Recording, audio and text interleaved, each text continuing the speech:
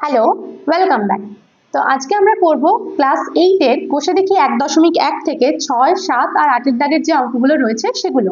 এর আগের ভিডিওতে দেখবে 1 থেকে 5 পর্যন্ত সমস্ত অঙ্ক করে দেওয়া রয়েছে। যারা এখনো সেই ভিডিওগুলো দেখোনি তারা একবার প্লেলিস্টে গিয়ে ভিডিওগুলো দেখে নিতে পারো, বা আমি ডেসক্রিপশনে লিংক দিয়ে দেবো, সেখান থেকেও দেখে নিতে পারো। তো চলো 6 এর যে অঙ্কটা রয়েছে সেটা শুরু করা যাক। কি দেওয়া রয়েছে দেখো এখানে। আমার ভাই দীপু একটি আয়তক্ষেত্রাকার কাগজের পুরোটাই ছবি এঁকেছে, যার দৈর্ঘ্য 15 সেমি এবং প্রস্থ 8 সেমি। এরপরে এতে বলেছে যদি দীপু আয়তক্ষেত্রাকার কাগজের প্রস্থ একই রেখে দৈর্ঘ্য দ্বিগুণ করত তবে তার ছবির কাগজের ক্ষেত্রফলের কি পরিবর্তন হতো।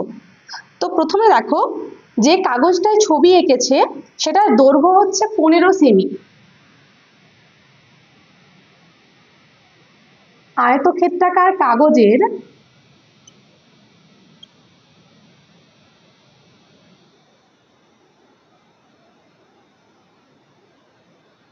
দৈর্ঘ্য সমান দেওয়া রয়েছে 15 সেমি আর প্রস্থ রয়েছে 8 সেমি।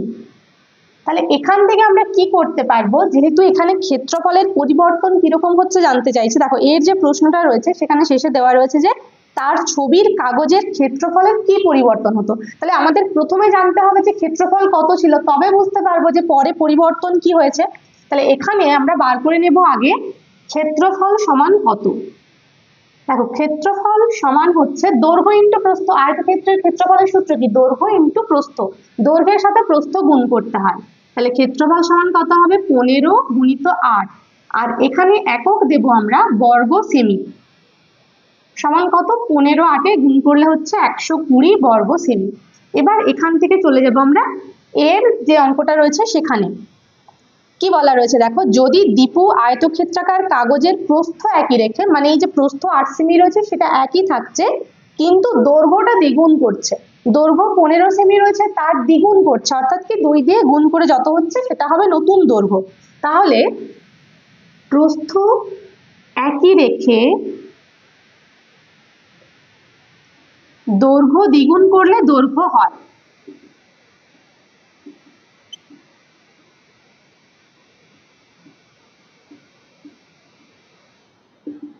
দৈর্ঘ্য হয় কত? দেখো আগে ছিল 15, তাহলে এখন দ্বিগুণ করছে, অর্থাৎ 15 সাথে 2 গুণ সমান হচ্ছে কত? 30 সেমি। আর প্রস্থ কিন্তু একই রয়েছে, প্রস্থ সমান রয়েছে 8 সেমি। তাহলে এখান থেকে আমরা বার করব অতএব ক্ষেত্রফল সমান। তাহলে এখন ক্ষেত্রফল কি হবে?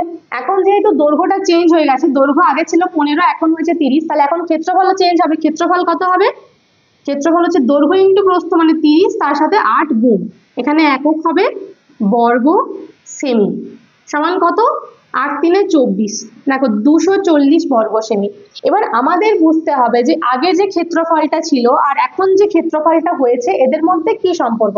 দেখো 240কে আমরা লিখতে পারি 2 গুণিত 120। 2 এর সাথে 120 গুণ করলে 240 হয়। অর্থাৎ কি, আগে ক্ষেত্রফল ছিল 120, এখন হয়ে গেছে তার দ্বিগুণ, এখন 240। 120 দ্বিগুণ হচ্ছে 240। তাহলে আমরা এখান থেকে কি লিখতে পারবো? অতএব এখন ক্ষেত্রফল আগের ক্ষেত্রফলের দ্বিগুণ হয়েছে।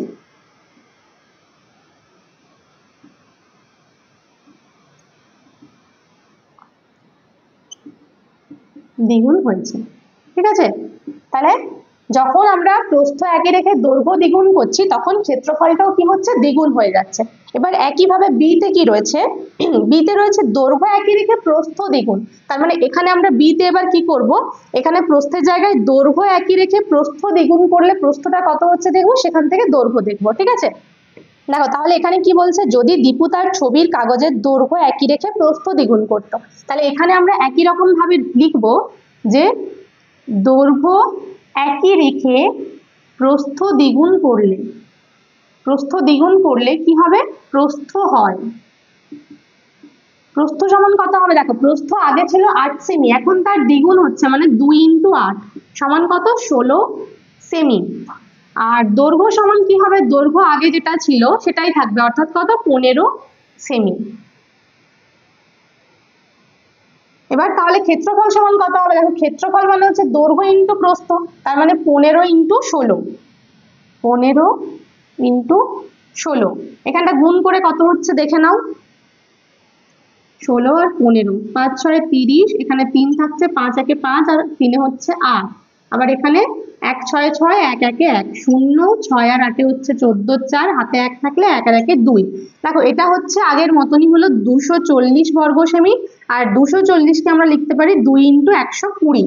তার মানে এক্ষেত্রেও কি হচ্ছে, এক্ষেত্রেও যে ক্ষেত্রফলটা এখন পাচ্ছি সেটা আগের ক্ষেত্রফলের দ্বিগুণ হচ্ছে। তাহলে এখানেও কি হবে, এটা হয়ে যাবে দ্বিগুণ। ঠিক আছে, এটা হচ্ছে বি এর অঙ্কটা। অর্থাৎ কি, যখন এ তে আমরা দেখলাম দৈর্ঘ্য দ্বিগুণ হচ্ছে, প্রস্থ একই রেখে দৈর্ঘ্য দ্বিগুণ হচ্ছে, তখন ক্ষেত্রফল দ্বিগুণ হয়ে যাচ্ছে। আবার যখন দৈর্ঘ্য একই রেখে প্রস্থ দ্বিগুণ করা হচ্ছে, তখনও ক্ষেত্রফল দ্বিগুণ হয়ে যাচ্ছে। এবার সি তে কি রয়েছে দেখো, যদি দীপু তার ছবির কাগজের দৈর্ঘ্য ও প্রস্থ উভয়কেই দ্বিগুণ করত, তখন তার ছবির কাগজের ক্ষেত্রফল এ নম্বর ছবির কাগজের ক্ষেত্রফলের কত গুণ হতে পারে। এ তে আমরা যেটা করেছিলাম, এ তে আমাদের ক্ষেত্রফল কত হয়েছিল, এর যে অঙ্কটা করেছিলাম সেখানে ক্ষেত্রফল হয়েছিল 240 বর্গ সেমি। ঠিক আছে, তো আমরা এখন যখন সি এর অঙ্কটা করবো তখন ক্ষেত্রফলটা তুলনা করতে হবে এ এর সাথে, এই প্রথমের ক্ষেত্রফলের সাথে কিন্তু তুলনা করব না। তাহলে এখানে কি করা হচ্ছে দেখো, দৈর্ঘ্য প্রস্থ দুটোকেই দ্বিগুণ করা হচ্ছে। তাহলে এখানে লিখবো দৈর্ঘ্য ও প্রস্থ দ্বিগুণ করা হলে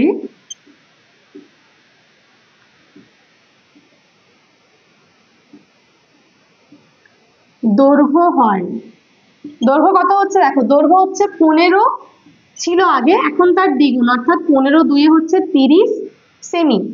আর প্রস্থ কত হচ্ছে, প্রস্থটাও দ্বিগুণ হবে, অর্থাৎ 8 ছিল, 8 এর দ্বিগুণ, তার মানে 8 ইন্টু 2 সমান হচ্ছে 16 সেমি। অতএব ক্ষেত্রফল কত, ক্ষেত্রফল সেই একই হবে, দৈর্ঘ্য ইন্টু প্রস্থ, মানে 30 আর তার সাথে হচ্ছে 16 গুণ 30 ইন্টু 16, এখানে একক হবে কি বর্গ সেমি, সমান কত 16 3 হচ্ছে 48, 480 বর্গ সেমি। ঠিক আছে, এবার বলছে এই যে এখন ক্ষেত্রফলটা আমরা পাচ্ছি সেটা এ নম্বর ছবিতে যে ক্ষেত্রফল পেয়েছিলাম বা এ তে যে ক্ষেত্রফল পেয়েছিলাম তার কত গুণ হচ্ছে। দেখো এটা সমান আমরা লিখতে পারি 2 ইন্টু 240। তাহলে এখন আমাদের 240 সাথে কত গুণ করে 480 হয় সেটা দেখতে হবে। তাহলে 2 ইন্টু 240 মানে এ তে যে ক্ষেত্রফল হয়েছিল তার দ্বিগুণ হচ্ছে। অতএব এখন এটা হচ্ছে উত্তর, অতএব এখন ক্ষেত্রফল এ নম্বর ছবির ক্ষেত্রফলের দ্বিগুণ হচ্ছে।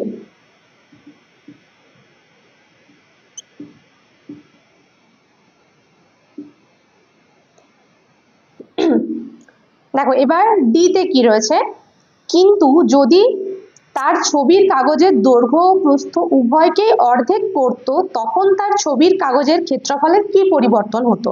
তাহলে এখানে আমাদের কি, এখানে কিন্তু এর সাথে তুলনা নয়, এখন আমরা প্রথমেরটার সাথে তুলনা করব। তাহলে দৈর্ঘ্য প্রস্থ দুটোকে কি করা হচ্ছে, দৈর্ঘ্য প্রস্থ অর্ধেক করা হলে, দুটোই অর্ধেক করা হচ্ছে। তাহলে অর্ধেক মানে কত, অর্ধেক হলে এখন দৈর্ঘ্যটা কত হয়ে যাবে, আগে ছিল 15, তার অর্ধেক মানে 2 দিয়ে ভাগ, 15/2 সেমি।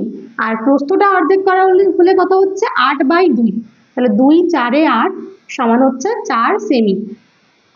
এবার এখান থেকে আমরা লিখবো এখন ক্ষেত্রফল, ক্ষেত্রফল সমান কত হচ্ছে, ক্ষেত্রফল হচ্ছে দৈর্ঘ্য ইন্টু প্রস্থ, তাহলে দৈর্ঘ্য হচ্ছে 15/2 ইন্টু প্রস্থ হচ্ছে কত 4, এখানে একক হবে বর্গ সেমি, সমান কত 2 2 4 সমান হচ্ছে 15 দিয়ে 30, 30 বর্গ সেমি সমান। দেখো এবার এই 30কে আমাদের লিখতে হবে 120 দিয়ে, যে 120 সাথে কত গুণ বা ভাগ করলে 30 হয়। তো আমরা এটাকে লিখতে পারবো 120/4। দেখো 4 3 12 হয়, মানে 30 4 যেহেতু গুণ করে 120 হয়, তার জন্য 120কে 4 দিয়ে ভাগ করে 30 পেলাম। ঠিক আছে, তাহলে এখন ক্ষেত্রফলটা কি হচ্ছে, এখন ক্ষেত্রফলটা হচ্ছে দেখো 1/4 ইন্টু 120, 1/4 ইন্টু 120, এটাকে আমরা যখন ভাষায় লিখবো তখন কি লিখবো, তা লিখবো অতএব এখন ক্ষেত্রফল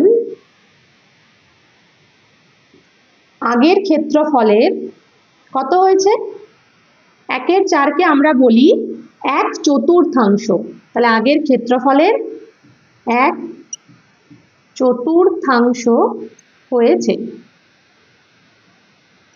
ঠিক আছে, তাহলে আমাদের 6-এর এ বি সি ডি 4টা অঙ্ক হয়ে গেল। এবার করব 7-এর অঙ্কটা।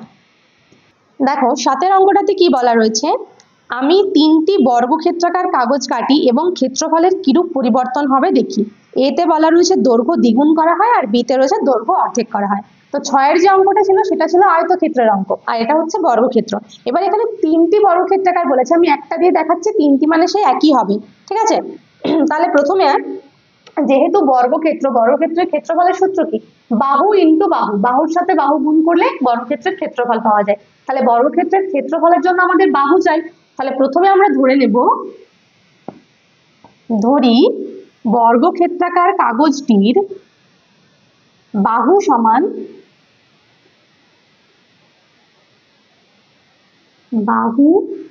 সমান হচ্ছে এ একক।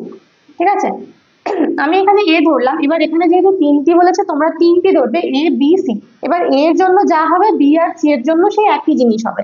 তাহলে যেহেতু এ একক হচ্ছে বাহু, অতএব এখান থেকে ক্ষেত্রফল কি লিখতে পারি, অতএব ক্ষেত্রফল সমান হবে, দেখো ক্ষেত্রফল হয় বাহুর স্কয়ার বা বাহু গুণিত বাহু।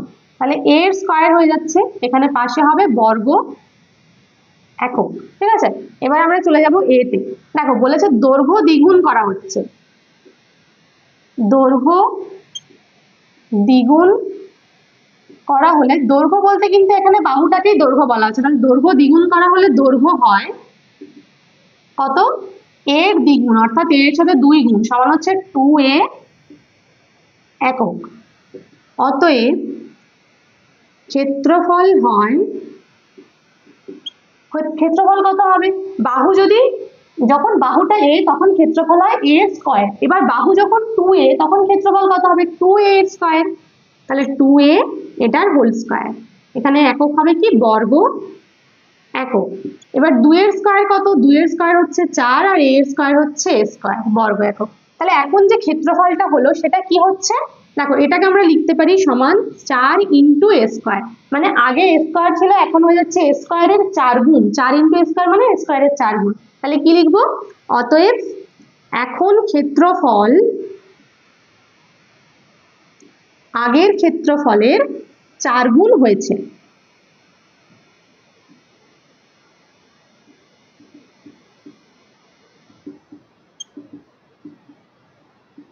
4 গুণ হয়েছে, এটা হলো এটা। একইভাবে বি এর অঙ্কটা কি হবে, দেখো বি তে বলা হচ্ছে দৈর্ঘ্যটা অর্ধেক করা হচ্ছে, তাই তো। তাহলে অর্ধেক করা হলে দৈর্ঘ্য কত হবে, একইভাবে লিখবে দৈর্ঘ্য অর্ধেক করা হলে দৈর্ঘ্য হয়,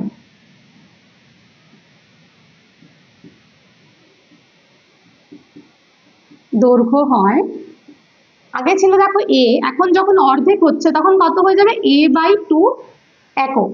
ঠিক আছে, অতএব ক্ষেত্রফল সমান কত হবে, ক্ষেত্রফল সেই একই সূত্র, বাহুর স্কয়ার মানে দৈর্ঘ্য বা বাহু যা হবে তার হোল স্কয়ার দিতে হবে।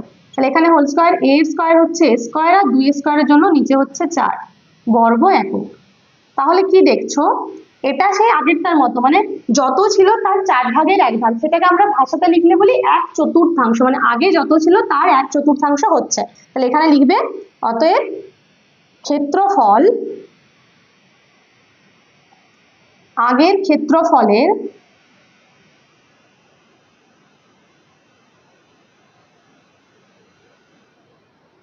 1/4 হয়েছে। ঠিক আছে, দেখো এবার 8-এর অঙ্কটা কি রয়েছে, আমাদের পাড়ার ক্লাব ঘরের দৈর্ঘ্য প্রস্থ উচ্চতা যথাক্রমে 7.2 মিটার, 5.5 মিটার ও 4.2 মিটার। ঠিক আছে, ঘরের যে মেঝে হয় তার মেঝের হয় দৈর্ঘ্য প্রস্থ, আর যেটা উপর দিকটা দেওয়ালের দিকে যেটা থাকে সেটা হচ্ছে উচ্চতা, যেটা এই দিকটা। ঠিক আছে, এটা হচ্ছে উচ্চতা। এবার বলা রয়েছে ঘরে 3 মিটার লম্বা ও 1.8 মিটার চওড়া একটি দরজা, ঘরে একটা দরজা রয়েছে, এবং 2.25 মিটার লম্বা ও 1.8 মিটার চওড়া মাপের 2টি জানলা রয়েছে। তাহলে প্রথমে এ তে বলেছে যে ক্লাব ঘরের মেঝের ক্ষেত্রফল কত হিসেব করি। তো দেখো ঘরের মেঝেটা যদি ধরো এরকম হয়, এটা হচ্ছে ঘরের একটা মেঝে। ঠিক আছে, এই মেঝেটা আর এরকম ভাবে উপর দিকে দেওয়াল থাকে, তাই তো, ঘরের উপর দিকে এরকম ভাবে দেওয়াল থাকে। তো এই যে মেঝেটা, এই মেঝেটাতে যে দৈর্ঘ্যগুলো থাকে সেগুলোকে আমরা কি বলি বললাম, একটা একটা হচ্ছে যেটা লম্বার দিকটা সেটা দৈর্ঘ্য, আর যেটা ছোট দিকটা সেটা হচ্ছে প্রস্থ। তাহলে যখন মেঝের ক্ষেত্রফল বার করব, মেঝেটা কি দরকার, যারই আমরা ক্ষেত্রফল বার করি তার আমাদের ধারগুলো দরকার হয়, তাই তো? তাহলে এখানে ধার বলতে কি দৈর্ঘ্য আর প্রস্থ। তাহলে প্রথমে আমরা কি মেঝের ক্ষেত্রফলটা যখন বার করব আমাদের চাই কি দৈর্ঘ্য আর প্রস্থ। তো কত কত রয়েছে 7.2 মিটার আর 5.5 মিটার। তাহলে প্রথমে আমরা এর অঙ্কটা করব। দেখো প্রথমে বলেছে ক্লাব ঘরের মেঝের ক্ষেত্রফল, তাহলে এখানে লিখব মেঝের ক্ষেত্রফল সমান, মেঝের ক্ষেত্রফলের জন্য আমাদের উচ্চতার কোনো প্রয়োজন নেই, শুধু দৈর্ঘ্য আর প্রস্থ হলেই হবে। মেঝের ক্ষেত্রফল সমান কত, এখানে লিখতে পারো চাইলে ক্ষেত্রফল সমান হচ্ছে দৈর্ঘ্য ইন্টু প্রস্থ সমান, দৈর্ঘ্য দেওয়া রয়েছে দেখো 7.2 আর প্রস্থ রয়েছে 5.5। এখানে একক হবে বর্গ মিটার, যেহেতু এই দুটোই মিটারে রয়েছে। এবার 7.2 কে 5.5 দিয়ে গুণ করে দেখে নি কি হচ্ছে, 7.2 5.5। দেখো 5 দিয়ে গুণ করলে 5 2 10, হাতে 1, 7 5 35 আর 1 হচ্ছে 36, ইন্টু আবার 5 দিয়ে যখন গুণ করবো তখনও 360 পাবো, যোগ করলে 0, এখানে 6, 6 আর 3 হচ্ছে 9, আর এখানে 3। দশমিক কোথায় হবে, দশমিকের পরে এখানে একটা সংখ্যা এখানে একটা সংখ্যা, মোট দুটো সংখ্যা। তাহলে এদিক থেকে দুটো সংখ্যার আগে দশমিক, একটা দুটো, এখানে হচ্ছে দশমিক, সমান কত হচ্ছে 39.60 বর্গমিটার। ঠিক আছে, এটা প্রথমের যে উত্তরটা ছিল সেটা হলো। এবার বলেছে মেঝে সিমেন্ট করতে প্রতি বর্গমিটারে 62 টাকা হিসেবে কত খরচ পড়বে। তো এটা কি, দেখো মেঝের ক্ষেত্রফল হচ্ছে 39.60 বর্গমিটার।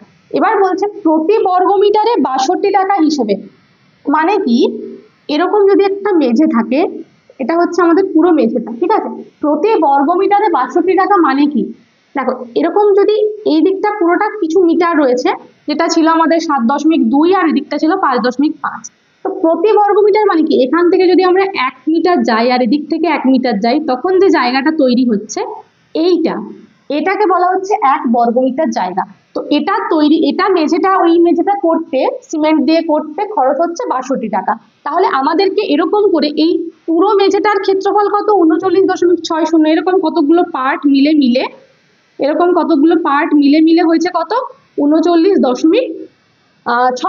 ঠিক আছে, তাহলে এরকম একটাতে যদি 62 হয়, একটাতে 62, দুটোতে হবে 2 ইন্টু 62, তিনটেতে হবে 3 ইন্টু 62, মানে 3 বর্গমিটারে, 1 বর্গমিটারে 62 টাকা, 2 বর্গমিটারে 2 ইন্টু 62 টাকা। এরকম ভাবে 39.60 বর্গমিটারে কত হবে, 39.60 ইন্টু 62। ঠিক আছে, তাহলে অতএব এখানে কি লিখবো, দেখো এখানে লিখবো প্রতি বর্গমিটার 62 টাকা হিসেবে, এখানে কি বলা রয়েছে, মেঝে সিমেন্ট করতে 62 টাকা হিসেবে মেঝে সিমেন্ট করতে খরচ হবে।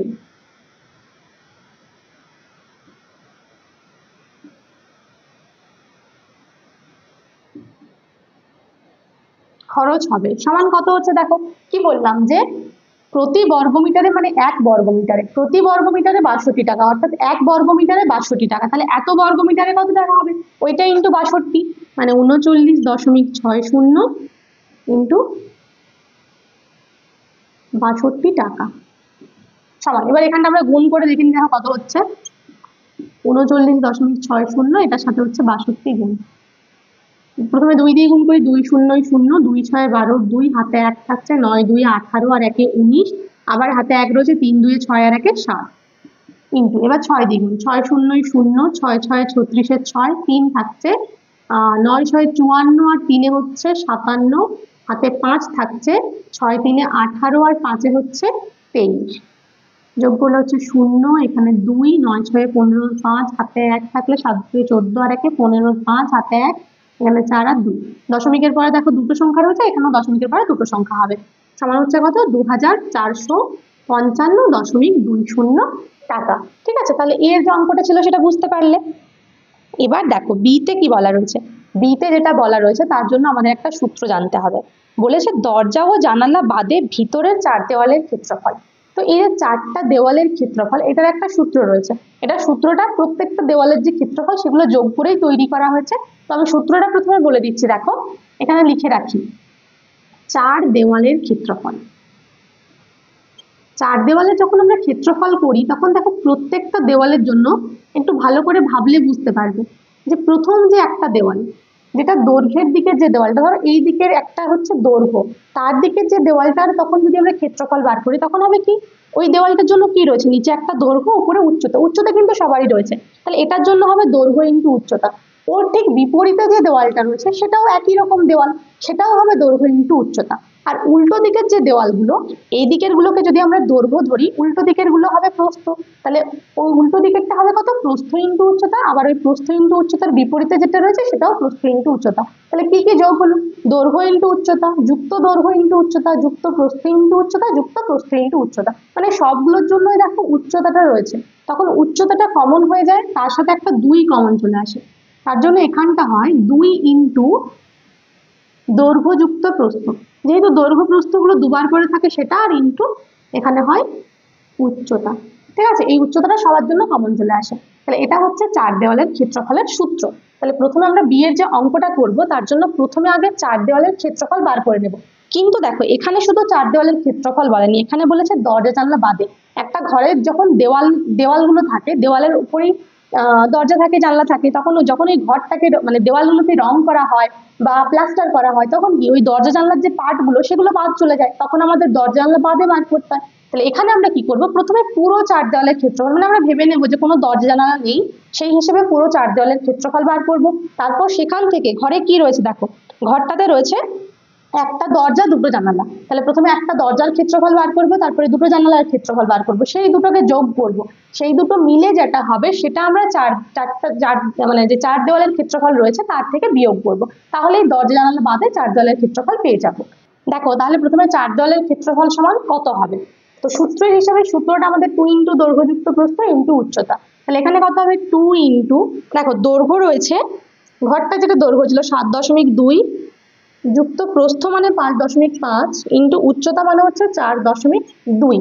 এখানে একক কি হবে, একক হবে বর্গ মিটার, সমান এখানে 2 ইন্টু এই জায়গাটা আমরা প্রথমে যোগ করে নেব, তারপরে পুরোটা একসাথে গুণ করবো। দেখো যোগ করলে হচ্ছে 5 আর 2 7 দশমিক, এখানে 7 আর 5 হচ্ছে 12, তাহলে 12.7 ইন্টু এখানে হচ্ছে 4.2 বর্গ মিটার। ঠিক আছে, তাহলে আমরা পরপর গুণ করি, প্রথমে 2 এর সাথে এটা গুণ করবো, তারপরে 4.2 গুণ করবো।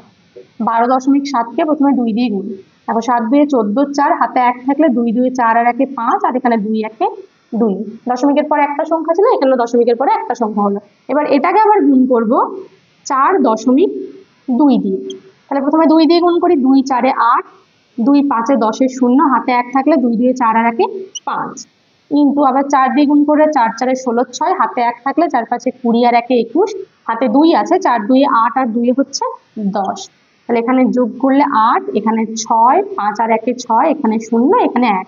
এবার দেখো দশমিকের পরে কটা সংখ্যা রয়েছে, এই যে দুটো সংখ্যা আমরা গুণ করলাম তাদের প্রথমেরটা দশমিকের পরে একটা সংখ্যা, পরেরটা দশমিকের পরে একটা সংখ্যা, মানে গুণে আমাদের হবে দশমিকের পরে মোট দুটো সংখ্যা। তাহলে কত হলো 106.68 বর্গ মিটার।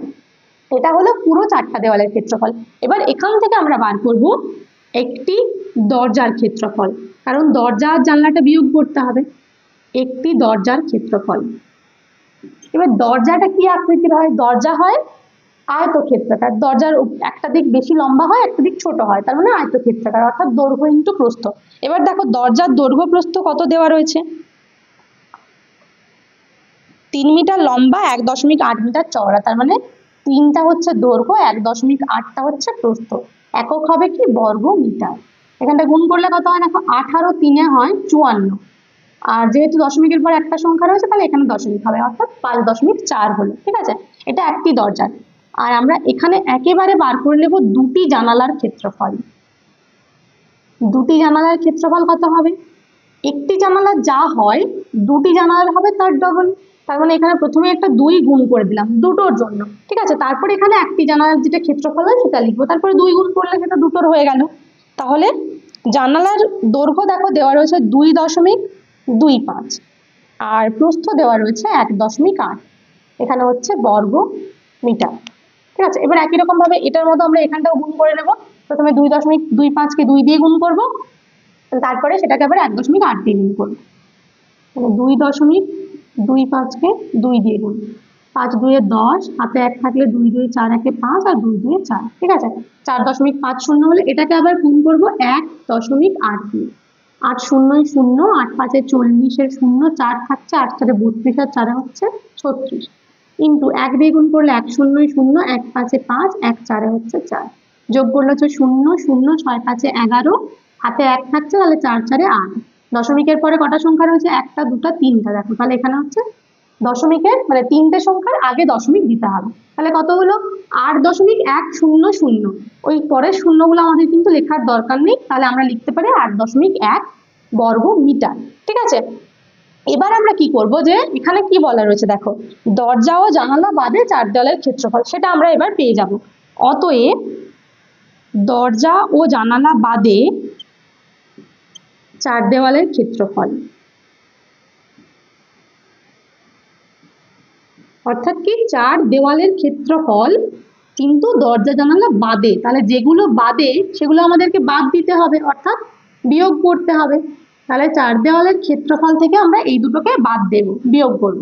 4 দেওয়ালের ক্ষেত্রফল কত রয়েছে? 106.68, তার থেকে বিয়োগ হবে দরজা আর জানলা, অর্থাৎ কত? দরজা হচ্ছে 5.4 আর জানলা হচ্ছে 8.1 বর্গ মিটার, সমান কত? 106.68, তার থেকে বিয়োগ হবে এই দুটোর যোগফল, যোগ করলে কত হচ্ছে দেখো, 8 5 13 আর 4 1 5, 13.5, ঠিক আছে।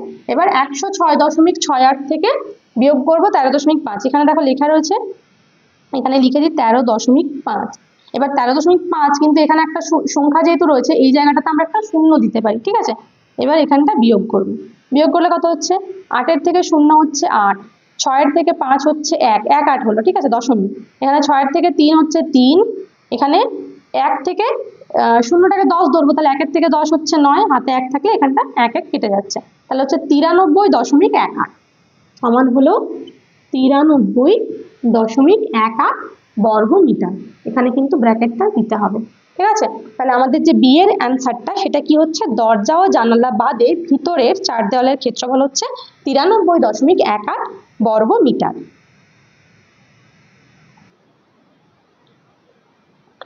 দেখো এবার সি এর অঙ্কটাতে কি বলেছে, ঘরের ভিতরের ছাদের ক্ষেত্রফল। তাহলে যখন ছাদের ক্ষেত্রফল মানে কি, ছাদের ক্ষেত্রফলটা মেঝের ক্ষেত্রফলের সাথে সমান হয়, যেহেতু ছাদেও কি রয়েছে, ছাদের জন্য উচ্চতা লাগে না, ছাদটা হচ্ছে দৈর্ঘ্য আর প্রস্থ যেটা রয়েছে সেগুলো মিলেই ছাদ হচ্ছে। তাহলে ছাদের ক্ষেত্রফল কত হবে? ছাদের ক্ষেত্রফল সমান, এটা যেটা মেঝের হয়েছিল সেই একই হবে, অর্থাৎ দৈর্ঘ্য ইন্টু প্রস্থ। দৈর্ঘ্য রয়েছে কত? 7.2 ইন্টু প্রস্থ রয়েছে 5.5 বর্গ মিটার, ঠিক আছে। তাহলে ঘরের ভিতরে ছাদের ক্ষেত্রে এটা গুণ তো করাই ছিল, তোমরা এখানটা লিখে নেবে যে কত হচ্ছে। আচ্ছা, এবার আমরা করব ডি এর যে পার্টটা রয়েছে সেটা। ডি তে কি বলা রয়েছে দেখো, ডি এর জন্য আমাদের এটা ক্ষেত্রফলটা কাজে লাগবে, আচ্ছা ছাদেরটাও কাজে লাগবে, গুণটা করে রাখি এখানে 7.2 আর 5.5, 5 2 10 আর 7 5 12 1 13, 7 5 7 5 35 আর একে হচ্ছে 36, শূন্য আবার এখানেও 360 হবে, 0 6 9 3, 39.60 বর্গমিটার, ঠিক আছে। এই দুটোর ক্ষেত্রফল, এটা ছিল 4 মানে দরজা জানালা বাদে 4 দেওয়ালের ক্ষেত্রফল, আর এটা হচ্ছে ছাদের ক্ষেত্রফল। তো ডি এর অঙ্কটাতে বলেছে প্রতি বর্গমিটার 12 টাকা হিসেবে দরজা ও জানালা বাদে ঘরের ভিতরের দিকের 4 দেওয়াল ও ছাদ চুনকাম করতে কত খরচ পড়বে, মোট কত খরচ পড়বে। তাহলে প্রথমে আমরা বার করব যে যেটা 4 দেওয়ালের ক্ষেত্রফলটা সেটা চুনকাম করতে কত খরচ পড়বে। তাহলে দরজা ও জানালা বাদে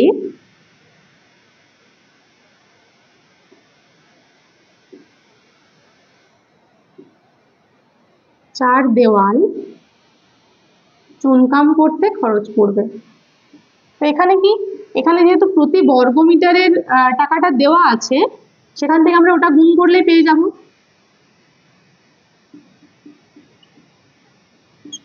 খরচ পড়বে কত টাকা, দেখো এখানে বলা রয়েছে প্রতি বর্গমিটার 12 টাকা হিসেবে, তাহলে সেই আগের মতো, মানে অর্থাৎ 1 বর্গমিটারে খরচ হয় 12 টাকা আর এত বর্গমিটারে খরচ হয় কত টাকা, তার মানে কত হবে, 12 ইন্টু এইটা হবে, 12টা গুণ হবে কার সাথে, 93.18 এর সাথে, ইন্টু 12, এখানে হবে টাকা, ঠিক আছে। তাহলে গুণটা করে দেখে নি কত হচ্ছে, 93.18, এটার সাথে হচ্ছে 12 গুণ, 2 দিয়ে গুণ করলে 8 2 16 6, হাতে 1 থাকলে 2 একে 2 আর 1 3, 3 2 6 আর 9 2 হচ্ছে 18, আর একবার 1 রয়েছে তাহলে এখানে হবে 9 3 1 8। যোগ করলে কত হচ্ছে 6, 8 আর 3 হচ্ছে 11, হাতে 1 থাকলে 7 আর 1 8, 8 আর 3 11 1, হাতে 1 থাকলে 10 আর 1 হচ্ছে 11। দশমিকের পরে কটা সংখ্যা রয়েছে? দুটো, তাহলে এখানেও দুটো সংখ্যার আগে দশমিক, অর্থাৎ হচ্ছে 1118.16 টাকা।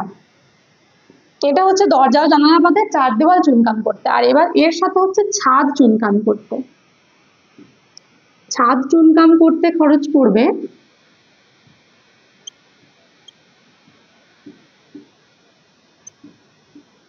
সমান, দেখো ছাদের ক্ষেত্রফল ছিল এটা 39.60, আর প্রতি বর্গমিটারের খরচ হচ্ছে 12 টাকা, তাহলে ওটার সাথে 12 গুণ করতে হচ্ছে টাকা।